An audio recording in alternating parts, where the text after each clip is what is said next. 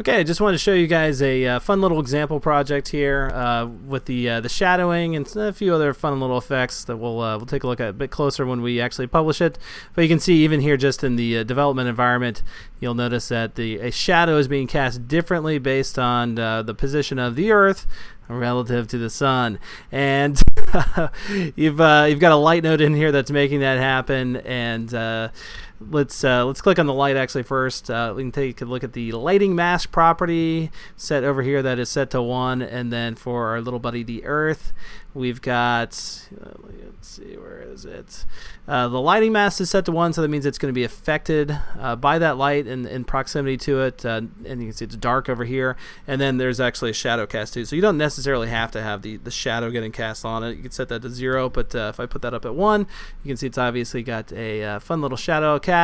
And let's take a look at this in the old build window. Okay, so I'm actually rotating around the camera. The Earth revolves around the sun. Oh yeah, that guy's going to talk. I kind of forgot about that. We're reading that label right here anytime we touch down on the sun. But more important, well, maybe not more importantly, but you can see that I can move the Earth, okay? So this would be a fun little thing for kids. I know my kids would dig it. Just being able to grab onto the Earth, move it around, and the Z depth is set higher when you touch up on this guy, and then when you release down on him, he goes back over here. Actually, the same thing is true with the sun. The Earth revolves around the sun. When you touch up on him, he becomes the higher node, and then yeah, actually when you release the sun, he still stays up there. So yeah, that could be like one little fun way to teach kids around, about the Earth going around the sun. And two, this demos our new text-to-speech options that The Earth revolves around the sun. that right there is not actually a pre-recorded MP3 or anything like that. It is just a straight reading of this label that is constantly spinning around in space here. So there you go. That is the space page. And if you want to take a look at some of the properties in this, you of course can. We've got our elements over here. Here's our sun. The touch event is its speaking label, and that's the label. That's what it's named in the scene. It starts following touch as soon as we touch down on it, and then we set the Z depth to 100.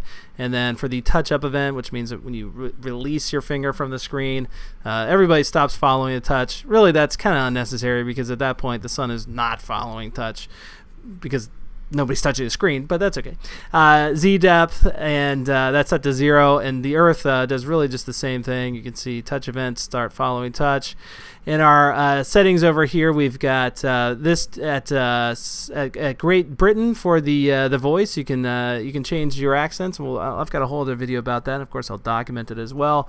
But one of the easier ways to change this is just by the country. Okay, so you can put in there United States. Great Britain sounds a lot cooler though. And then nodes following the camera. That's our space background right there. It's always tracking where the camera's at, so it's going to be central to the camera. And then our stick node to node. So this is going to be stuff to the sun. All right, so this is just kind of an arbitrary name. Anything you want, you can put in there. And then for stick node, it is sticking the light, and that's the name of that light node that was in the scene. It is sticking it to the sun. So wherever the sun moves, that light is going to be tracking right on there. So it's going to be just right on top of where it was. And actually, we're using use current offset for that, which means that actually it's not going to be directly positioned on the sun. It's going to be based on where they were initially in the scene. So if you had your light, let's say 100 pixels to the left of the sun, well then when it sticks to the sun, it's always going to be 100 pixels to the left. And then as for that's a whole different scene entirely. Okay, no, we're at the end of this guy. Okay, and then yeah, that's if you want to see the rotation effects. Let's go over here to the space file.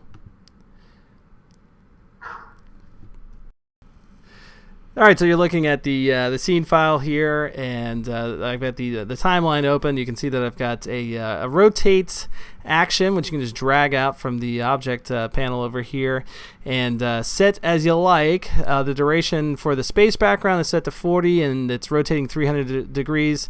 So if you were to actually look at this, it's going to do something like that. But although that's really not what's going on, because what you're seeing right there, because I'm also rotating the camera, which I thought would just be fun to try, and I'm doing it at the same rate that I'm rotating the sun, which means that the sun and the camera seem like they're relatively staying in place, to each other, so they're not actually really rotating, and the Earth, oddly enough, doesn't have a rotate thing on it at all, which, I don't know, it's just kind of funny because in real life that's certainly not the case. The Earth does rotate around the sun, but when you run it, that's what it appears to do. And then if you ever want to just infinitely rotate or do any of these actions, all you have to do is click that little guy right there and click on that symbol, and it will you can set it to loop infinitely, or you can just kind of put the plus sign in here and just do it for as many numbers as you want to loop.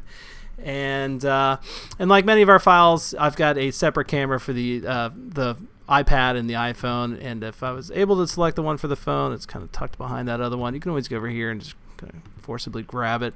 You can see that for the iPhone, it is I've set the scale to 1.3, so it's actually kind of scaled out a little bit, and you want to keep these two equal to each other, or otherwise things get squashed. But basically, the kind of the landscape of the phone is essentially this little area right here, and you can kind of forget about the top of it. But it looks good in both of them, and of course, functionality-wise, the same properties are going to affect both the phone and everything for the phone and the iPad. And actually, in this case, there is no alternate phone file for this space one anyway. I try to keep things simple for you guys, and it's only our one computer scene here that has an alternate layout file for the phone, but you can do that. All you have to do is create a new scene file and just keep the base name the same. So if I want to do it for this one, it'd be space, and then you just put in here space phone at the end, and then you could lay out things completely different based on your phone.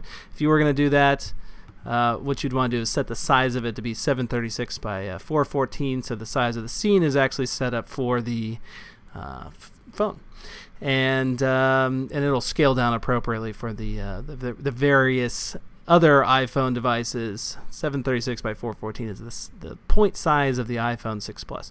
Okay, so that does it for this little guide.